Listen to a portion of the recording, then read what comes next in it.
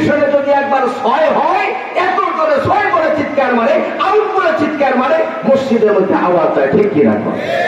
অথচ যেই জায়গাতে সুবহানাল্লাহ বললে, আল্লাহ বললে, আল্লাহু আকবার বললে, লা ইলাহা ইল্লাল্লাহ বললে আমলনামাটা সবে পূর্ণ হবে, এই জায়গায় কণ্ঠটা উঁচু করতে চায় না।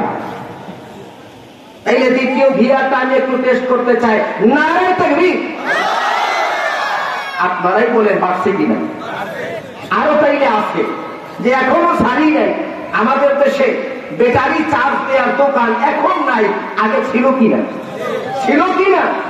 তো আপনি যদি আজকে ব্যাটারি দিয়ে আসেন, উনি রাত্রে মেশিন দিয়ে চার্জ করে রাখবে বিদ্যুৎ থেকে, আগামীকালকে আপনি যখন নিয়ে আসতে যাবেন, দোকানদার তখন কিন্তু টেস্ট করে দিবে যে চার্জ ফুল হয়েছে কিনা।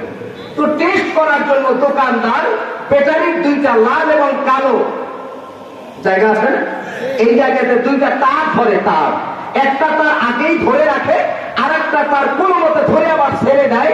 যদি চার্জ ফুল হয় তাইলে ওই ব্যাটারির মধ্য থেকে ফটফট করে আওয়াজ হয়, আর যদি চার্জ না হয় তাইলে ঠিক কিনা?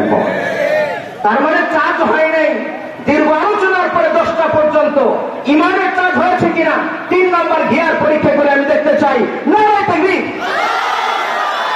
বাড়ছে বাড়ছে আরো আছে, কারণ বাঙালি তো সালা সালা কি না কয়। যদি মসজিদের কালেকশন আছে, কিছু দেন কিছু দেন, প্যান্টের পকেটে কতক্ষণ তোকায় তোকাই ওই 10 টাকার নোটটা বাইর করে, 500 টাকাটা বাইর করে না। বাঙালি সালা কথা বোঝেন নাই মনে হয় আমার কথা। তাই না? যাই হোক, আমি মূল আলোচনার দিকে চলে যাচ্ছি। দরুদ মুহাব্বতের সাথে আমরা পড়বো আল্লাহুম্মা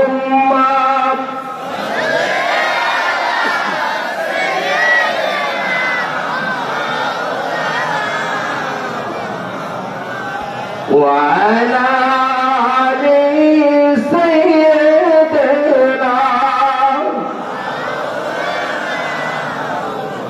আর তো মোহাব্বত লা ইলাহা ইল্লাল্লাহ, জোরে লা ইলাহা ইল্লাল্লাহ, মোহাব্বত লা ইলাহা ইল্লাল্লাহ, লা ইলাহা ইল্লাল্লাহ, লা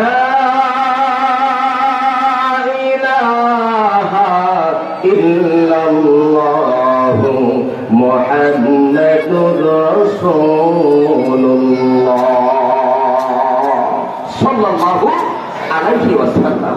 কোরআনের আলোচনা, কোরআন এবং শোনার আগে বিশেষ যে কোরআন শোনা এবং আলোচনা করা, এর যে আদব আছে, এটা আমার কথা নয়, আল্লাহ নিজে কোরআনে কারীমের মধ্যে বলে দিয়েছেন, وَإِذَا قُرِئَ الْقُرْآنُ فَاسْتَمِعُوا لَهُ وَأَنصِتُوا لَعَلَّكُمْ تُرْحَمُونَ। কোরআন যখন তেলাওয়াত করা হবে, মনোযোগের সাথে শ্রবণ করবে, চুপ করে থাকবে, কোনো কথা বলবে না, কোনো কাজ করবে না, এটা কোরআনের আদব। আর করলে পরে কি হবে? وَإِذَا تُلِيَتْ عَلَيْهِمْ آيَاتُهُ زَادَتْهُمْ ঈমানা। আমার আল্লাহ বলছেন, কোরআনের আলোচনা শুনলে, কোরআনের তেলাওয়াত শুনলে, কোরআনের তেলাওয়াত করলে ঈমান মুমিনের বাড়তে থাকবে। সুবহানাল্লাহ। যার প্রমাণ উহুদের ময়দানে পাওয়া, বদরের ময়দানে পাওয়া যায়। আল্লাহর পয়গম্বর আখিরি জামানার নবী মুহাম্মদুর রাসূলুল্লাহ উহুদ পাহাড়ের উপরে, মনের মধ্যে বড় ভয়, মনের মধ্যে বড় কষ্ট। ইসলামের প্রথম যুদ্ধ, প্রথম সম্মুখপানের জিহাদ। নবীজি মনে মনে চিন্তায় পড়ে গেলেন, আমার সাহাবীরা কোনো ট্রেনিং পায় নাই, আমার সাহাবীরা কোনো প্রশিক্ষণ নেয় নাই। কাফের মুশরিকদের সামনে অল্প কয়েকজন সৈন্য, আমার অল্প কয়েকজন সাহাবী রোজা রেখে ময়দানে নেমেছে। কি রেখে? বদরের যুদ্ধ হয়েছে কোন মাসে? রমজান মাসে। রোজা রেখে ময়দানে নেমেছে। কি হবে আমি জানি না। নবীজি একটা খেজুরের ঝুপড়ি দিয়ে ছোট্ট একটা ঘর বদর প্রান্তরে পাহাড়ের উপরে করে দেওয়া হয়েছে। নবীজি জায়নামাজে বসে আল্লাহর সাথে দোয়া করতেছেন, দোয়া করতেছেন। ময়দানে সাহাবায়ে কেরাম নেমে গেছে। জিবরাইল আমিন বলছেন, ইয়া রাসূলুল্লাহ, ইয়া হাবিবাল্লাহ, আপনি এখানে বসে দোয়া করলে হবে না, আপনি পাহাড়ের প্রান্তে দাঁড়িয়ে আল্লাহর কোরআনের আয়াত তেলাওয়াত করতে থাকুন। আর আপনার কণ্ঠের তেলাওয়াতগুলো সাহাবায়ে কেরামদের কানে কানে আল্লাহ যখন পৌঁছে দিবেন, তাদের ঈমান আস্তে আস্তে বেড়ে যাবে। জোরে বলুন সুবহানাল্লাহ। ইসলামের বিজয় তো এভাবে হয়েছে, সাহাবায়ে কেরামদের ঈমানি শক্তি এভাবে বেড়ে গেছে। হযরত আলী কাবুস তুর্কের কপাটটাকে বাম হাত দ্বারা ধরে ডান হাতে তরবারি নিয়ে খায়বারের যুদ্ধ করেছেন, কাবুস তুর্কের কপাটটা ফেলে দিয়েছেন। সাহাবায়ে কেরামদেরকে আল্লাহর নবী পাঠালেন, যাও যে কাবুস তুর্কের কপাটটাকে ঢাল বানিয়ে হযরত আলী যুদ্ধ করেছে, এই ঢালটাকে তোমরা নিয়ে আসো। 70 জন সাহাবী চেষ্টা করে কাবুস তুর্কের কপাটটাকে নাড়াতে পারে না, অথচ এইটাকে আলীর মতো সাহাবী বাম হাতে ঢাল বানিয়েছেন। এটা শারীরিক শক্তিতে নয়, ইমানি শক্তিতে। ঠিক কিনা? সুতরাং এই কোরআনের মজলিসে আদবের সাথে বসলে ইমান বাড়বে না কমবে? ইমান বাড়বে না কমবে? সওয়াব হবে না গুনাহ হবে? আমরা জান্নাতি হব না জাহান্নামী হব? সুতরাং এই কোরআনের মজলিসে যারা বসেছি আদবের সাথে বসবো, আর যারা আসতে পারি নাই, বসতে পারি নাই, আল্লাহ তাআলার দরবারে যদি মঞ্জুরি চাই, ও আমার মা বোনেরা, বাড়ির থেকে আপনার সন্তানকে, আপনার ভাইকে, আপনার ছেলেকে, আপনার স্বামীকে, আপনার বাবাকে কোরআনের ময়দানে পাঠায় দেন। এমনও হতে পারে কিয়ামতের দিন মুসিবতের সময় আমাদের নাজাতের একটা উসিলা এই কোরআনের ময়দান হতে পারে। জোরে ঠিক কিনা? রাজি আছেন? এখন অনেকে মনে করেন হুজুর এরকম কথা বলেন না, সামান্যতম ইখলাসের ভিত্তিতে ক্ষুদ্রত্ব আমল আল্লাহর দরবারে যদি পছন্দ হয়, এতটুকুই নাজাতের জন্য যথেষ্ট হতে পারে। আর আল্লাহ তাআলা যদি কোনো বান্দার থেকে বেজার হয়ে যায়, পাহাড় সমান নয়, পৃথিবী পরিমাণে নেকি নিয়েও আল্লাহর রহমতের বারান্দায় আসতে পারবে। ঠিক কিনা? এজন্য যাই হোক, আজকে দক্ষিণ কুয়াবাড়িয়া ইসলামিয়া হাফিজিয়া মাদ্রাসা কর্তৃক আয়োজিত তাফসীরুল কোরআন মাহফিলের গতকালকের সভাপতি ছিলেন আমাদের মেম্বার সাহেব, আজকের সভাপতি আমার আব্বাজানের অত্যন্ত কাছের মহব্বতী ভাই, আমার চাচা জনাব আব্দুল হাদি সাহেব। হযরত উলামায়ে কেরাম মঞ্চ উপবিষ্ট আছেন, ওরাসাতুল আম্বিয়া আলেমগণ, কোরআনে হাফেজগণ এবং জান্নাতের বাগানে আল্লাহর জান্নাতি মেহমান বৃন্দ, পর্দার অন্তরালে আমার মা এবং ভগ্নীরা, আমি আবারও সালাম দিচ্ছি, আসসালামু আলাইকুম ওয়া রাহমাতুল্লাহ। একটু বেড়েছে, কিন্তু এখনো কিছু অলস মুসলমান দেখা যায় যে পিছন থেকে আওয়াজ করতে চায় না, মুখ নাড়ায় না। আছে না নাই? আল্লাহর পয়গম্বর নবী মুহাম্মদুর রাসূলুল্লাহর কাছে সাহাবায়ে কেরামরা জানতে চাইলেন, ইয়া নবী আল্লাহ, আইয়ুল ইসলামি খায়রুন, ইসলামের উত্তম কাজ কি? ক্বালাত, নবীজি বললেন, তুতিমুত তাআবা ওয়া তাকরাউস সালাম আলা মান আরাফতা ওয়া মান লাম তারিফ। ইসলামের উত্তম কাজ হলো অভাবীকে খাদ্য খাওয়ানো, মানুষকে মেহমানদারি করানো। আর উত্তম কাজ হলো যাকে চেনো আর না চেনো তাদেরকে সালাম দাও। আছে না? বুখারীর বর্ণনায় নবীজি অন্য হাদিসের মধ্যে বলেন, লা তাদখুলুল জান্নাতা হাত্তা তুমিনু, ততক্ষণ পর্যন্ত তোমরা জান্নাতে যাবে না যতক্ষণ পর্যন্ত ঈমানদার না হবে। ওয়ালা তুমিনু হাত্তা তাহাব্বু, ততক্ষণ পর্যন্ত ঈমানদার হবে না ততক্ষণ পর্যন্ত মুমিন মুমিনকে ভালো না বাসবে। মুমিন মুমিনকে ভালো না বাসবে। লাউলা আদুল্লুকুম আলা শাইইন ইযা ফাআলতুমুহু তাহাবাতু ওয়াফশুস সালামা বাইনাকুম, নবীজি বলেন, আমি তোমাদেরকে এমন একটা আমল শিখায় দেব যেটা করলে তোমাদের মধ্যে ভালোবাসা বেড়ে যাবে। আফশুস সালামা বাইনাকুম, নবীজি বলেন তোমাদের মধ্যে সালামের প্রসার ঘটাও, আল্লাহ তোমাদের মধ্যে ভালোবাসা বাড়িয়ে দিবেন। সুবহানাল্লাহ। আল্লাহর পয়গম্বর দাউদ নবী, যার সন্তান হলেন সুলাইমান, যার সন্তানকে বাবাকে দাউদ, সন্তানকে সুলাইমান। দাউদ নবী এখনো নবী এবং জমানার বাদশাহ, কিন্তু তার ছেলে সুলাইমান এখনো নবীও হয় নাই, বাদশাও হয় নাই।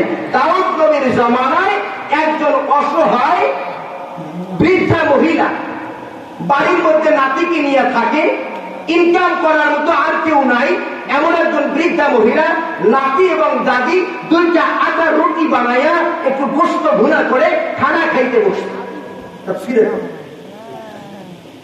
এমন সময় দরজার কাছে একজন ভিক্ষুক অনাহারী বলতেছে, ও ঘরের মালিকরা, আমার ক্ষুধার কারণে আমি কষ্ট পাই, দয়া করে আমাকে একটু খানার ব্যবস্থা করতে পারো নাকি?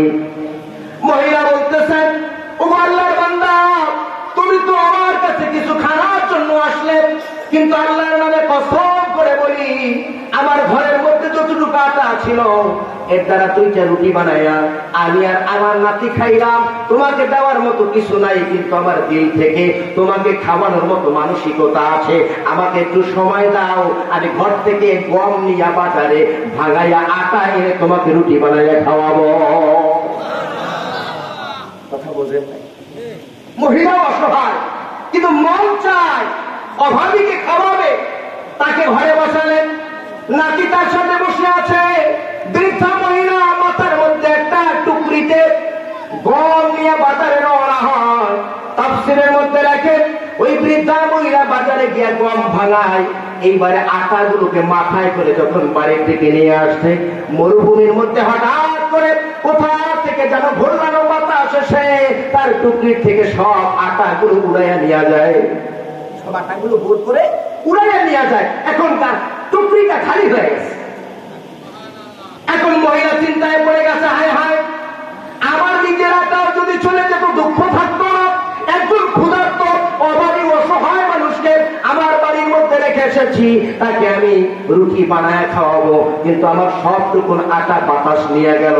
সুতরাং বাতাসের বিরুদ্ধে অভিযোগ নিয়ে জমানার পয়গম্বর দাউদ নবীর কাছে আমি যাই। ওইদিকে ভিক্ষুক বাড়িতে মহিলার মাথার থেকে আটা উড়ায় নিয়ে গেছে বাতাস। দাউদ নবীর কাছে যখন অভিযোগ নিয়ে যায়, দাউদ নবী মনে মনে চিন্তা করলেন, এই বিচার ফয়সালা বেশি পেঁচাইয়া লাভ নাই, সংক্ষেপে বাইতুল মাল থেকে এক বস্তা আটা তাকে দিয়ে দিলেন, যাও তুমি বাড়ি নিয়ে যাও। এখনো সুবহানাল্লাহ সময় হয় নাই, এখনো সময় হয় নাই। পরে বলবে ওই বৃদ্ধা মহিলা আটার বস্তাটা মাথার উপরে নিয়ে যখন গেটের কাছে যায়, এইবার সুলাইমান নবী এখনো নবী হয় নাই, দাউদ নবীর ছেলে গেটের কাছে বলতেছে, ও বৃদ্ধা মহিলা কোথায় গেছিলা? বলে, দাউদ নবীর কাছে গেছিলাম একটা বিচার নিয়ে। কিসের বিচার? আমার আটা বাতাস নিয়ে গেছে। কি ফয়সালা করেছে? ওই আটার বদলে এক বস্তা আটা দিয়েছে। সুলাইমান নবী বলে, ও মহিলা, এই বিচার ফয়সালা আমি মানি না, কারণ অন্যায় করছে বাতাস আর তার বিনিময়ে তোমাকে আটা দিয়ে দিয়েছে, এটা শরীয়তের বিচার হয় নাই, তুমি এই আটা নিবা না। ওই পয়গম্বরের কাছে যাও, ওই বাতাসকে জিজ্ঞাসা করার জন্য তার ফয়সালা চাও। এখন পয়গম্বরের ছেলে সুলাইমান বলছে, না শুনেও পারে না, ওইদিকে অসহায় মুসাফিরকে বাড়িতে বসায় আসছে, মনের মধ্যে চাহিদা আমি তাকে রুটি করে খাওয়াবো। সুলাইমান নবী মিষ্টি মিষ্টি হাসেন, আর আটার বস্তা নিয়ে বৃদ্ধা মহিলা বাদশার কাছে আবার যায়। ওগো দাউদ, আমি তোমার এই ফয়সালা মানি না, কারণ বাতাসকে তুমি জিজ্ঞাসা করবা, বাতাস কেন আমার আটা দিল তার জবাব চাই। দাউদ নবী বুঝতে পারলেন, বলছে, ও বৃদ্ধা, তোমাকে বুদ্ধি কে শিখায় দিছে? বলে, তোমার ছেলে সুলাইমান, বলে তাকে ডাকো। বুঝলেন?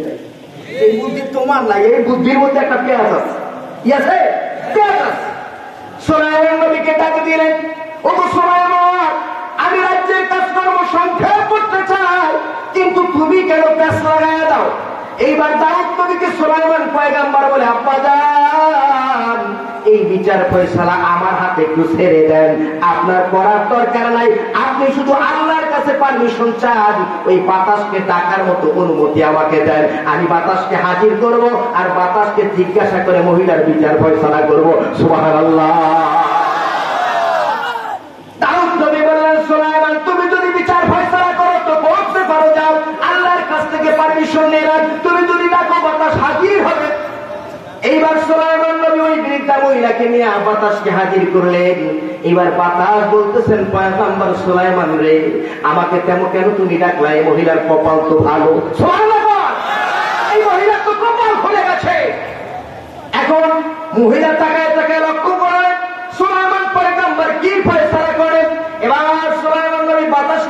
করলেন, তুমি এই মহিলার আটাগুলো কেন উড়াইয়া নিয়ে গেলা? এই বাতাস বলে, ও পয়গাম্বার তুমি তো ভালো করে জানো আমরা এমন মাকলুক, ওই মালিকের কথা